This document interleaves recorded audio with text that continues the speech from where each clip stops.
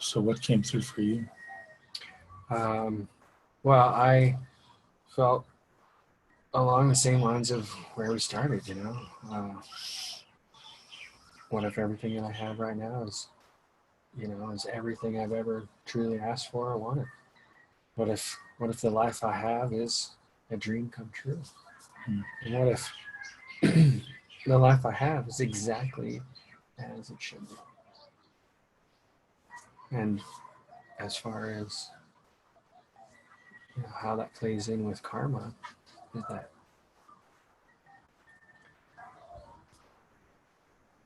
what I truly desire is usually deeper than my waking thoughts. And my waking thoughts are usually about something outside. And so I can easily say, well, I don't have what I want. I want a red car. I've got a blue car. And that whole, all that stuff. But that, what if my actual heart's desire, what if my heart's desire is being fulfilled in this very moment?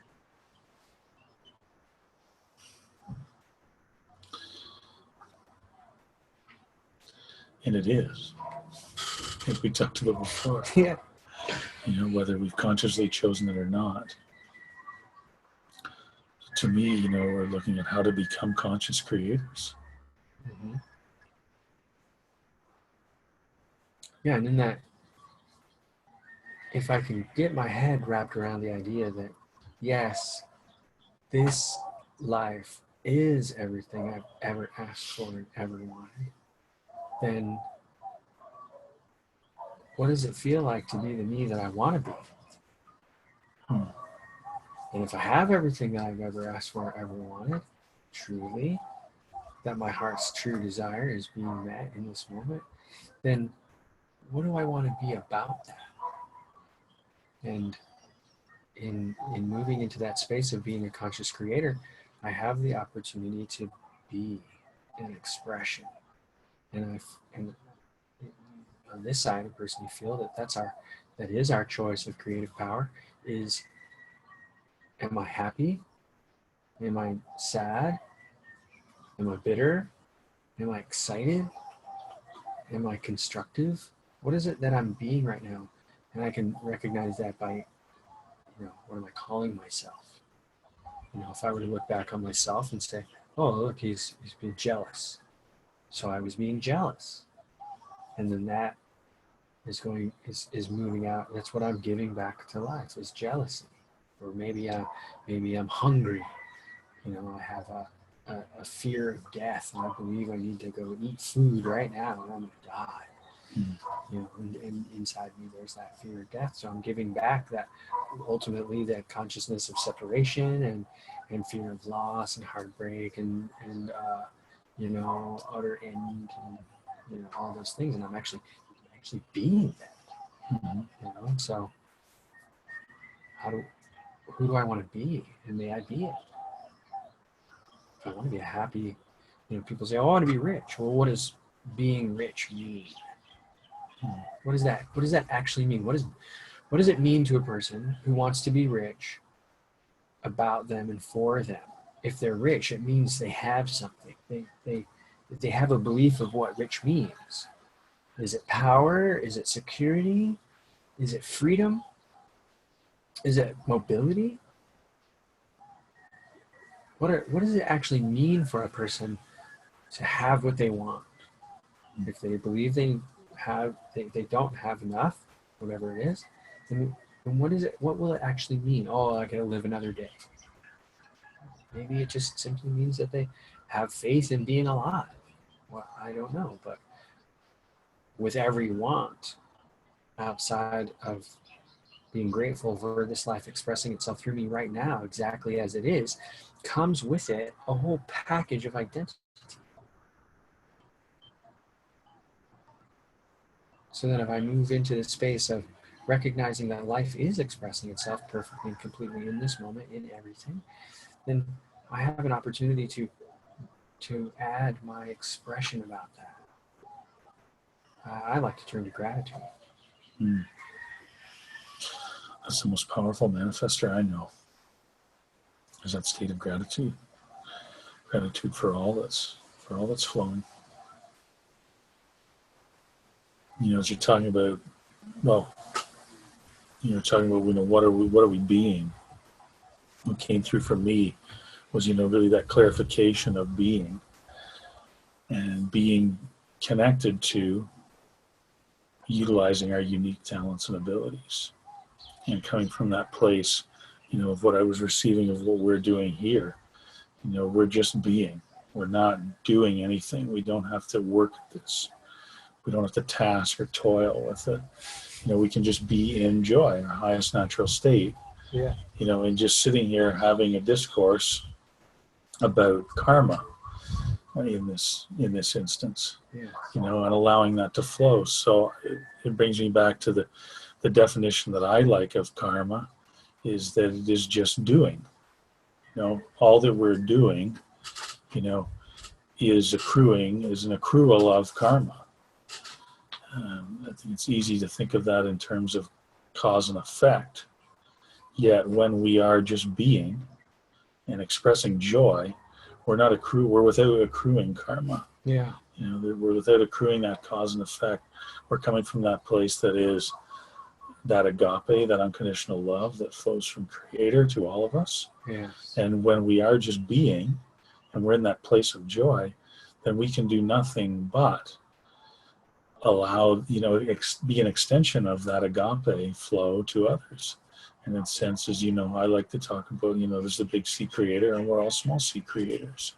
You know, so that exercising that small C creator part of ourself, and just extending that unconditional love to first ourselves, Yes. filling ourselves up with it, and then overflowing that to others.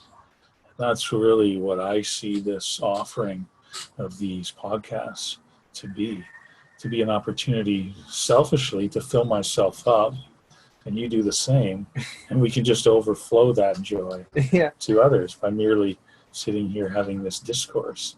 You know, like when we were chatting about it on Tuesday, you know, what do we do? What do we want to offer? Right. You know, and we'd come around last week to, oh, it's going to be this big, you know, this big offering, you know, like offering learnings, you know, creating a video about a synopsis of that learning. Yeah. You know, and then I know for me, like I expressed to you on Tuesday, it's like, okay, well, now what do we have to do? Do we really need to create this learning first before we create this, you know, this synopsis of the learning? And my ego was really feeling like I wanted to get a video out there, get something made, you know, something concrete, put it out there. And I recognized that my being really did want to get that out. My ego was trying to force it to be this grand learning, you know, rather than just what we came to on Tuesday by just allowing ourselves to be, is coming around to the intention that let's just have a discourse a couple times a week and record it and put it out as a podcast and share the learnings that we've received. We can bring in others in future, you know, to be a part of this. So it was really an amazing, what I'm talking about is really an amazing example of that, going from that doing state or feeling like, oh, we have to create this, we have to get together this outline, it's got to be done perfectly, you know, my particularness, my detail orientedness, you know, really wanted if we're going to be doing this, I wish to do it in the best way possible. Well, by up-leveling from the doing, coming into the being, and just allowing our beings to have a discourse about what it is that we're passionate and joyful about, this beautiful thing is, this beautiful opportunity, this opening has been created. Yeah, and I just think that's beautiful. One of the things that, you know, you bring up the big C, little c creator, and it marries perfectly with the understanding that that which has caused life to happen is already happening. There's anything I can do about it. Life is already happening. However, we have this concept moving through our consciousness about having free will. And so for myself, that free will has been refined down to my state of being. And so that's where I see that small C creator coming in, where I have a choice of the state of expression that I'm in right this moment. That if I'm so important that I have to be something about this life, then may I recognize that which I'm being. And then may I choose joy, gratitude. You know, may I be in a state that is beneficial for those around me. And you know, sometimes it's short. Sometimes I'm just being short on energy, short on attention, short on time or whatever. And then, well, how do I want to be about being that? And so in this whole play of karma, it's like we have this recognition that we're karma is about doing and life is about being. So then we move into the being state, and that's where our information flows freely always anyway.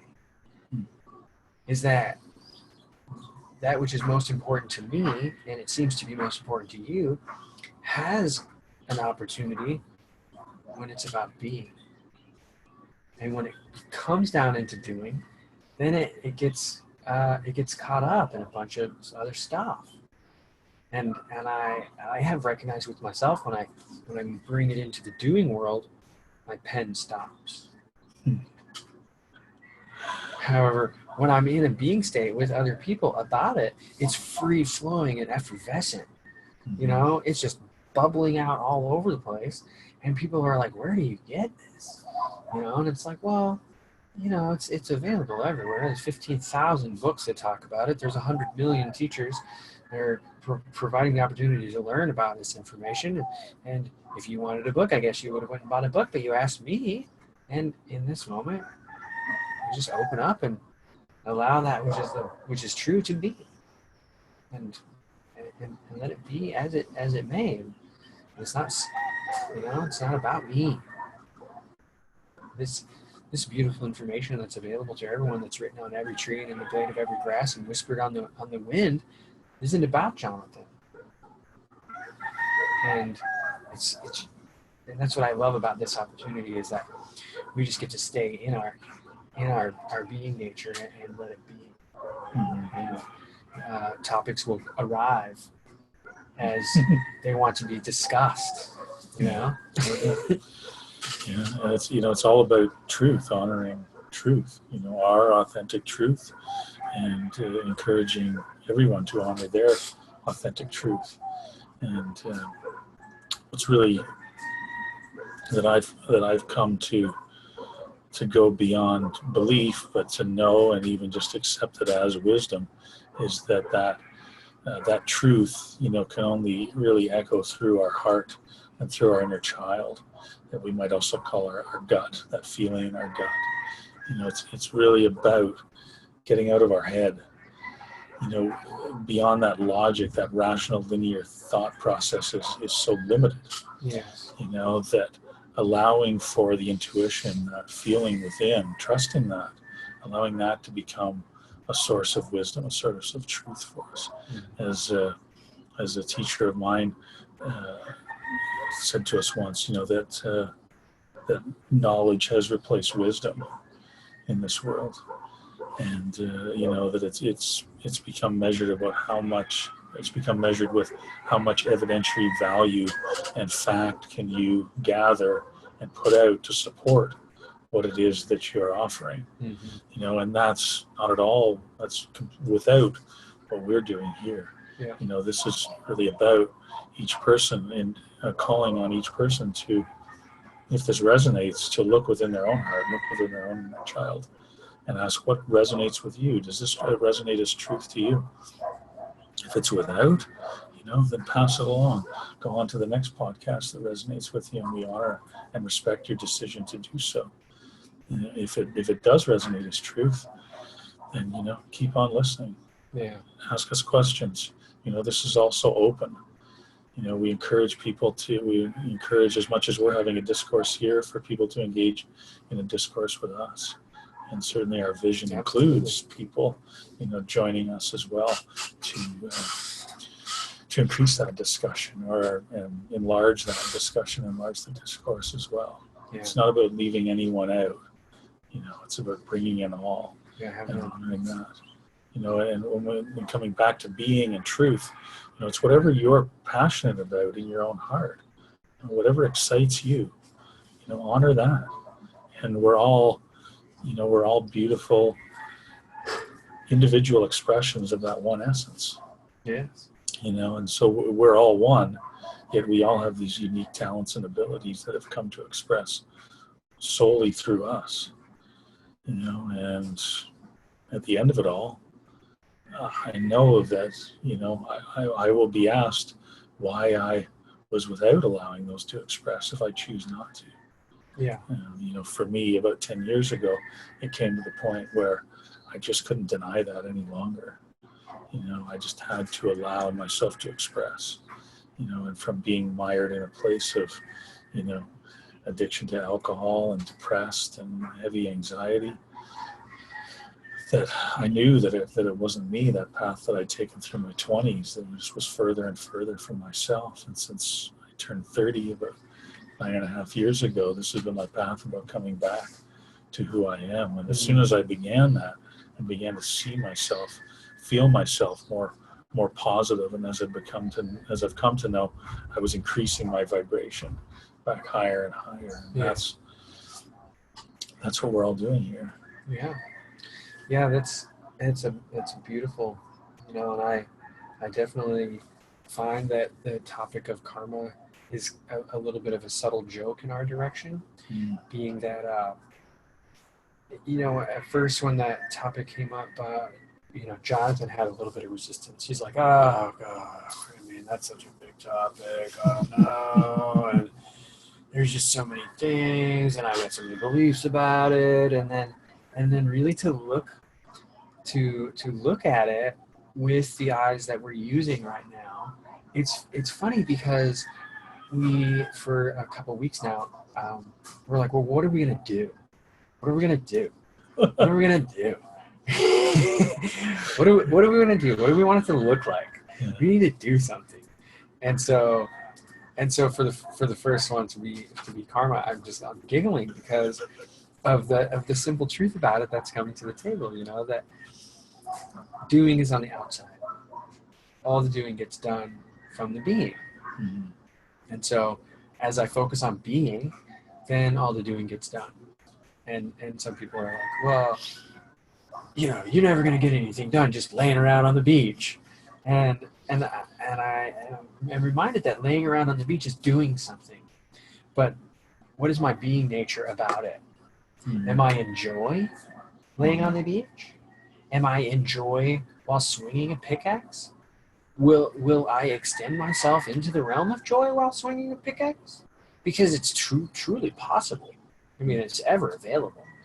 And it brings up the story that you were telling about chipping mortar off the floor. Chipping mortar off the floor. Wait a minute. I can sit here and complain about all this work I have to do, or I can just lose my mind in joy with my friends while we're doing this. And then pretty soon all three hammers are in unison. For too much longer, we're all chanting, and it's just this beautiful flow. Yeah. Moving along. Yeah. Yeah, it really is an amazing place to be. Pun intended. And there's those people in our lives that that can be very attached to the illusion that we're human doings and not human beings. Yeah. That there's something that we have to do. And as I was telling you about a conversation with a mutual friend earlier today, who was very concerned about a gathering tomorrow evening, and that things had to come together, and he was without feeling supported in that. And I asked him if he could just let that go then, what he was, endeavoring to line up, to make happen, to get done, for that gathering, and his resistance to it, No, we can't just, it's our duty. It's our duty. We've said we're going to do something, we have to do it. Well, I presented a counter offer, a counter opinion to that, an opinion counter to that, that no, if you don't feel joy in doing it, then don't do it. And, he was without receiving that at first, yet, he's, talking about, dealing with, talking about Plato and talking about being in contrast to the cynics. And, I assured him that I didn't feel that it was a benefit to be in a place of cynicism either, because that's not being, that's pushing away. Yeah. In what I feel in my own heart, and I asked her, I'm presenting a middle way here. And, could it be that when we choose what brings us greatest joy, that we allow ourselves to fill up to overflowing, and we overflow that excess joy that we've drawn into our life to others in service, into whatever we choose to do, not something we feel is our duty, that no longer becomes joy, it no longer becomes play, it no longer becomes tasking, it's moving down into toiling. Fulfillment of obligation placed upon me, and a sense of responsibility by someone outside myself, usually by myself, but with a whole list of, contradictions and exclusions about how I'm going to be enjoying anyway, but here's my joy. Yeah. I'm giving you joy. I'm being joyful today for you. Almost, in spite of you. Yeah.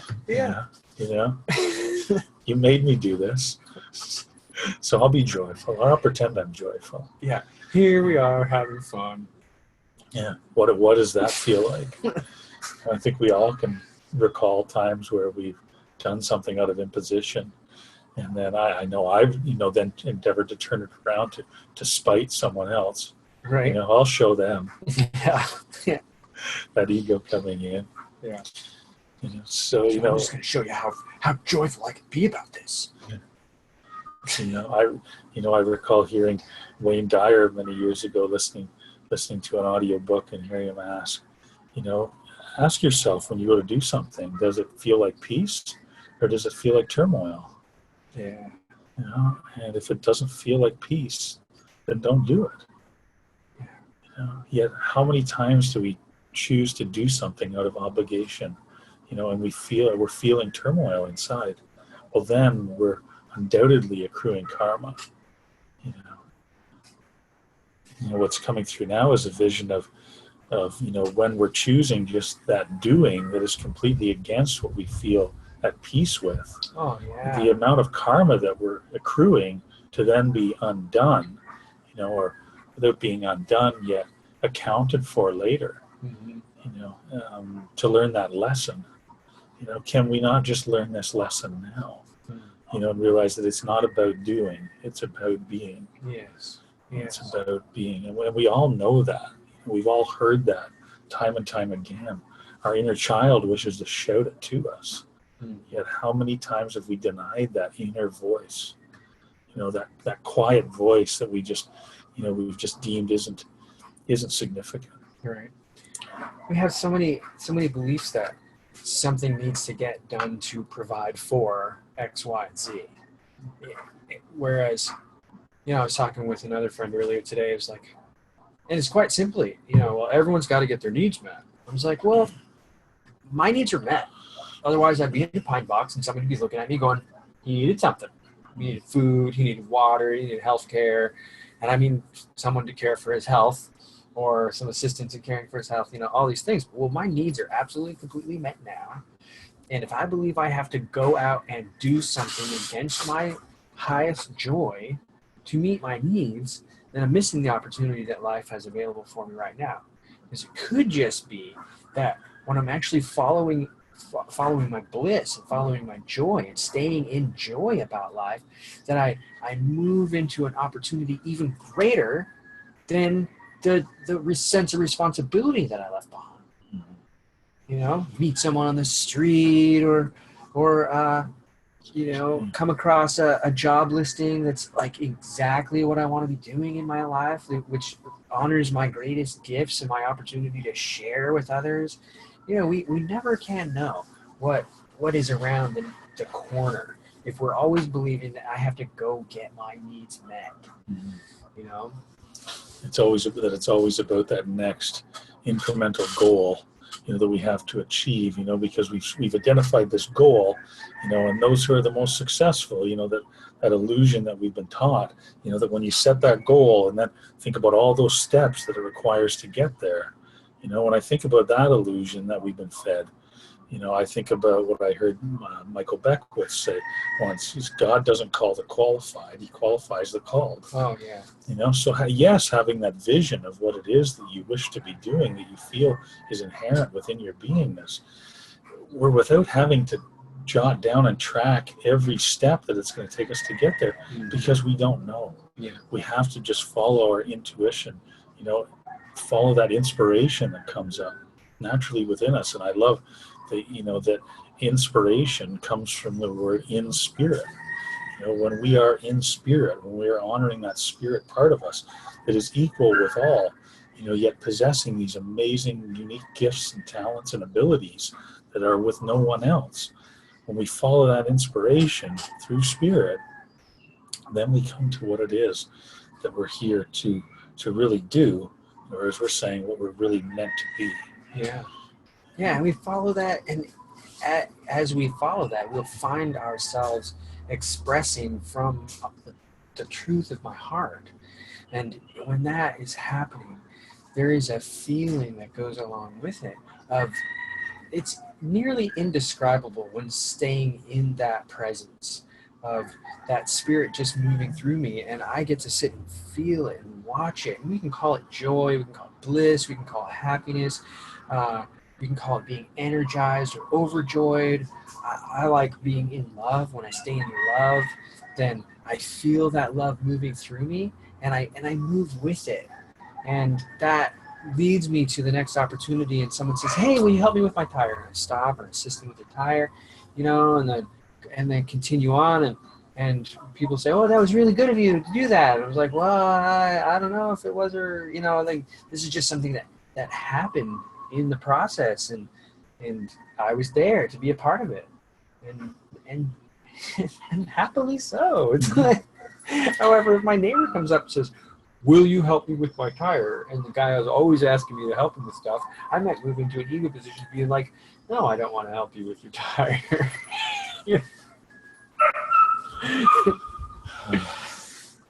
And we're called to honor that. Whatever we're feeling in that moment, if it's without feeling a benefit, if we're feeling any turmoil around doing that, we owe it to ourselves to be truthful and say, no, I'm not able to do that. And it's challenging. And I still work with, finding the courage within myself to declare that at times. Yeah. It becomes easier and easier as what I've seen within myself and observed in others. Yet, I was raised that's it was always about service and doing for others, often in spite of yourself. And I'm so grateful to my parents for learning that that it is about service. What was missing from it was just really honoring being ourselves and being able to say, no, I don't feel like that, because there wasn't, that we were encouraged sometimes to honor our truth. Yeah. Yet it wasn't always. There was a lot of imposition, and I put that out there without blame, towards anyone in my path, because I know that they were just doing what they were taught to do, and I know that I passed that along to many others as well. I know that I've undergone a great shift in the last 9 years, where it's the possibility to know that there is the possibility and the opportunity to live from my truth, and choose peace rather than turmoil, to choose joy rather than imposition. That feels extreme. That feels so liberating. Oh yeah. Earlier today, I was making a post on the internet, and I hear just so many people crying out in anger and anguish about what is happening in the world, and all I can say is that my health and my well-being is so affected in a beneficial way by singing praise rather than shouting accusations and judgments, and being in gratitude, rather than being in want. And when I'm expressing, being for something rather than against anything, building up rather than tearing down. Like, I like to plant flowers over pulling weeds, and it's the focus is that I am actively moving with the creative force of life and being with it in a way that I feel benefited. Whereas if I'm moving with the creative force of life and I'm being with it in a way that dismantles something else, that's like a whole degenerative process of a downward spiraling, lowering the vibration way of being, and that leads to internal turmoil, sickness. Whereas when I'm moving with it, I am enlivened and filled with joy, and that leads to greater health and well-being and peace and harmony in my own life. And when I recognize my own life, then I can extend it to others, and it becomes quite a magnificent process in this spirit moving through this time frame as we are experiencing. Kind of on an aside, but still with karma, I would like to say that there's this discussion about karma that keeps coming up that I've heard just so many times, and it's the oh man, karma's gonna get you, or ooh, look at their karma. Oh, that was their karma, man. I wonder what they did, And this idea that if I squash a fly, that sooner or later I'm gonna get hit in the side of the head with a board or something, that this concept of I'm going to get punished for what I did wrong, and I'm going to get paid for what I did good, rather than recognizing that the life that I'm living right now is my karma. It is a culmination of the karma that has led to this moment as far as karma goes. And like I will never see your karma. It is absolutely and completely impossible for me to see the karma of another being. It is my karma to witness this that is happening now. And it is my choice to be about it. And there's the opportunity of will within me to choose my state of being. And I will never be able to see anyone else's karma. I could never make this more clear. And any time that I wish karma is going to come down and clobber someone, it's going to hit me first. And this whole idea that oh yay, someone's karma's gonna get you on the ass, like that. All that is just generating more opportunities in my life to feel that way. Right? We have an opportunity to recognize within ourselves in this moment that I'm being something. Who, what, when, where, why? What am I being about this life that is already occurring, that came before me and is extended beyond me, as far as we can tell, into eternity in both directions? And so I have this moment to be. There isn't any time to get the doing done. I'm glad you brought that up, because it's something I'll often see on Facebook, that oh well, karma's a bitch. See someone's done something that doesn't resonate within the observer's heart, and they think, oh well, karma's a bitch. Yeah. Wait till he gets his. Well, I feel that there is a truth, that for every action there is an equal and opposite reaction. We know that to be true. I feel what you've emphasized, Jonathan, about. Let me allow that to come back for a second. I had a cavalcade of thoughts flowing. That's awesome. One at a time, please. Yes. Thank you.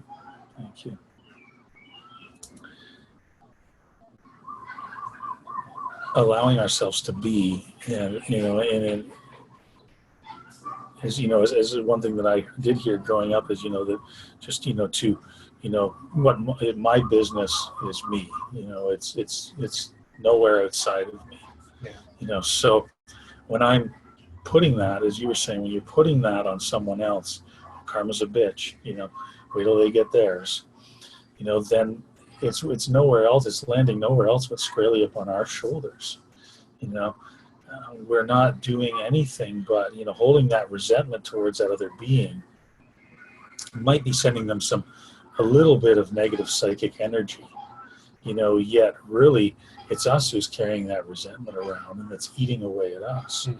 So like you're saying, rather than being against something, being for it, and right now we see with our loved brother Donald in the White House now, many people being against things.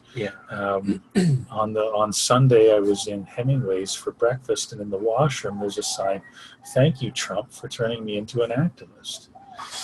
There was a little bit of spite there in it, yet I prefer to just, to feel the love that comes from it, rather than being against you, it's in, you are perhaps holding views that are contrary to my own and what I feel is truth in my own heart.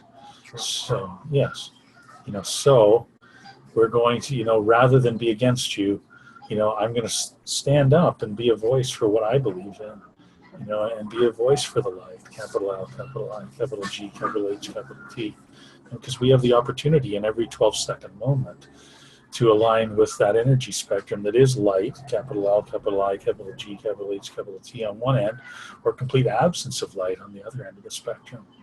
And when we were talking before about, am I where I'm, are you, what if you were exactly where you're supposed to be in this moment?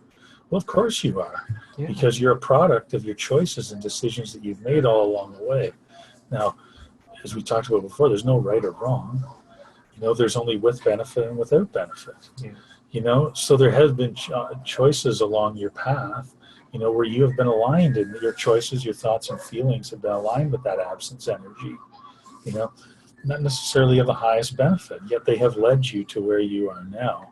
They've led you to accept the learnings and the lessons that have come along that path that have placed you squarely where you are now, which is in the most amazing opportunity, to leap forward into exactly what you wish to be, rather than focusing on what you didn't want to be or those choices that were without benefit, aligning yourself with that highest benefit, being for what you want rather than against what you don't want, and allowing yourself to move into it in that place of joy, just being it rather than doing anything to get it. And that whole process of moving forward in what was it, the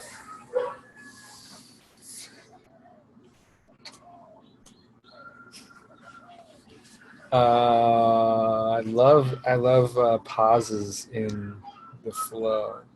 They're beautiful. It was the carrot. There was a carrot there. The carrot flew out the window there.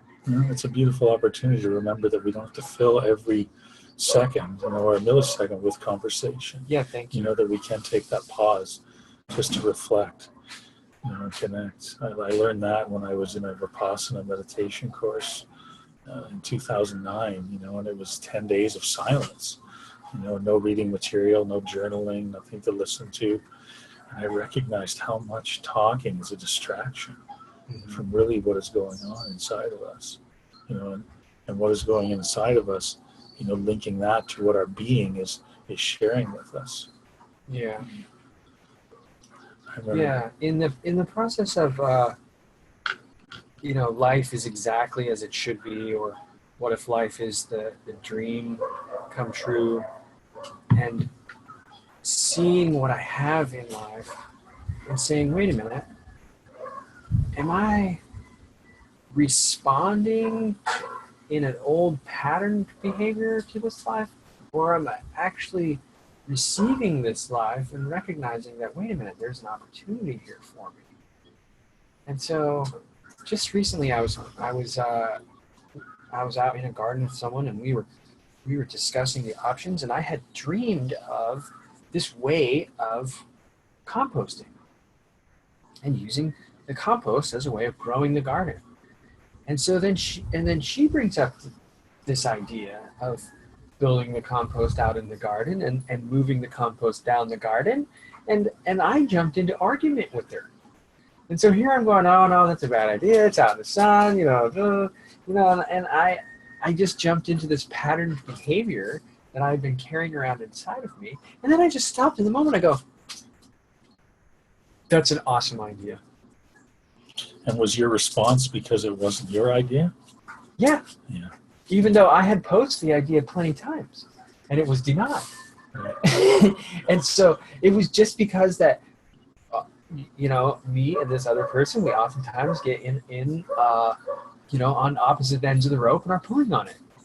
And we're pulling left or right, but both of us are trying to move the rope down the field. And we're sitting there pulling to one side of the field, the other side of the field, the other side of the field, and this, and both of us want to get the rope down the field, though. Both of us have the exact same goal, and we're just pulling opposite one another. And that's when I just went, oh, here I am just pulling on the rope. Instead of that, recognizing that this is exactly what I want. And so then I did. In that moment, just turned around, held nothing for myself about it, and just said, yeah, that's a beautiful idea. Let's do that. Let's do that as soon as we can. And here was this idea being presented in a timing that worked out for everybody. And yet I wanted to go against it just subconsciously. Like, this is the pattern that I have running around. And, Yeah. Well, that comes up so much for me, and seeing that it's just because I'm feeling pissy about it not being my idea. My ego isn't feeling honored. Yeah. And it's, like, as you're talking about the pulling on the rope. You're pulling on the rope, yet you're still endeavoring to move down the field. And what comes to me is, how much energy am I stealing from myself by pulling on the rope? And we know we're moving down the field anyhow. Yeah. Could I just let go, and move down the field? Mm-hmm. And how much more energy am I going to have to be pursuing other things and engaging in things that aren't so draining, and pulling me down into lower vibrational states? Yeah. So, Well, I really like what we've covered today, Todd. Me too. This has been amazing. And just in a completely joyful state of doing it, and the discourse that has arisen as a result of it has been amazing. Yeah. So thank you, brother. Yeah, thank you as well. You're welcome. I love you. I love you too. I love you too. We love you all. Thank you all for being here. Yeah, you're all amazing. And continue to tune in. We look forward to connecting more, and know we see you all in the highest light, honoring your unique talents and abilities, and being rather than doing, in the sort of choosing peace over turmoil. Anything you'd like to add, brother? Yeah, have a beautiful day. Blessings and aloha.